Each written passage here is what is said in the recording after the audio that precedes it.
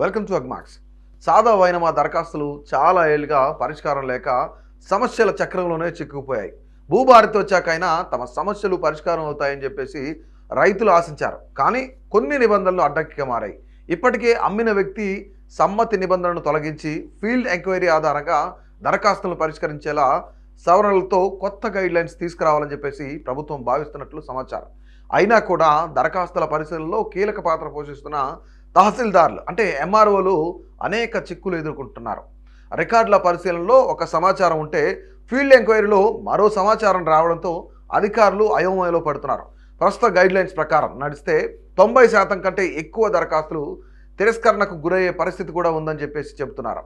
ఉదాహరణకు వనపర్తి జిల్లా కొత్తకోట మండలం పాలెం గ్రామానికి చెందిన వెంకట్రెడ్డి 40 ఏళ్ల క్రితం 2 ఎకరాల సాదా బైనమా కింద కొనుగోలు చేశాడు. అన్ని ఆధారాలు ఉండడంతో పాటు అప్పటి నుంచి భూమి అతని ఆధీనంలోనే ఉంది. భూభారతి ద్వారా రెగ్యులరైజ్ అవుతుందని చెప్పేసి ఆశించాడు.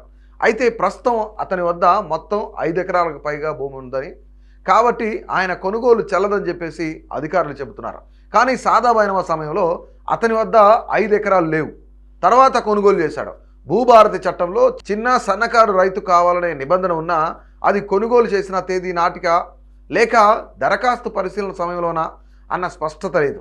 ఇదే తరహాలో సంగారెడ్డి జిల్లాలో ఓ రైతు 40 ఏళ్ల క్రితం 3 ఎకరాల సాదా బైనమా కింద కొనుగోలు చేశాడు. 5 ఏళ్ల క్రితం రెగ్యులరైజేషన్ కోసం దరఖాస్తు చేశాడు.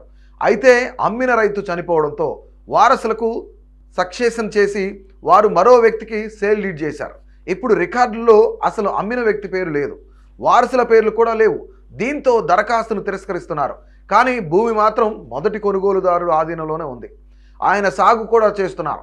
గ్రామస్తులకు ఇది తెలిసిన రికార్డులు మాత్రం అంగీకరించడం లేదు.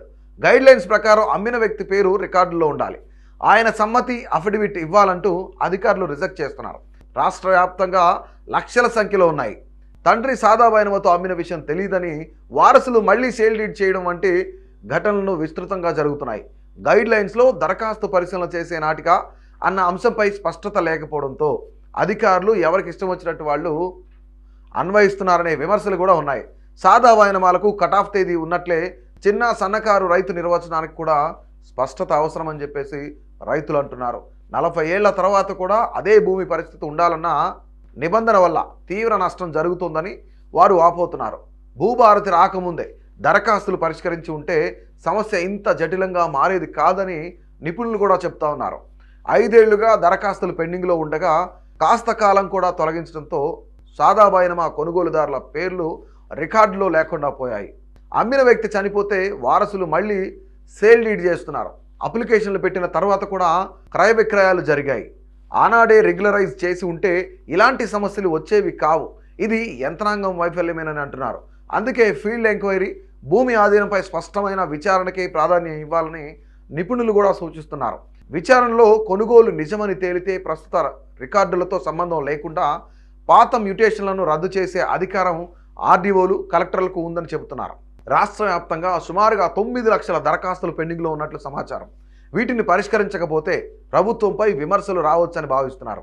భూభారతి రూల్స్ రైతులకు మేలు చేసే ఉద్దేశంతో కనిపించడం లేదని కొందరు నిపుణులు ఎవరైతే ఉన్నారో వాళ్ళ అభిప్రాయాలు వ్యక్తం చేస్తూ ఉన్నారు. 2016కు ముందు మాన్యువల్ దరఖాస్తులు కావడంతో మానవీయ దృష్టిలో రెగ్యులైజ్ చేసేవారు. ఇప్పుడు ఆన్లైన్ విధానంలో 5 ఎకరాలకు పైగా ఉంటే రిజెక్ట్ చేస్తున్నారు. అసలు చూడాల్సింది కొనుగోలు చేసిన సమయంలో ఎంత భూమి ఉందన్నదే అని నిపుణులు చెబుతున్నారు.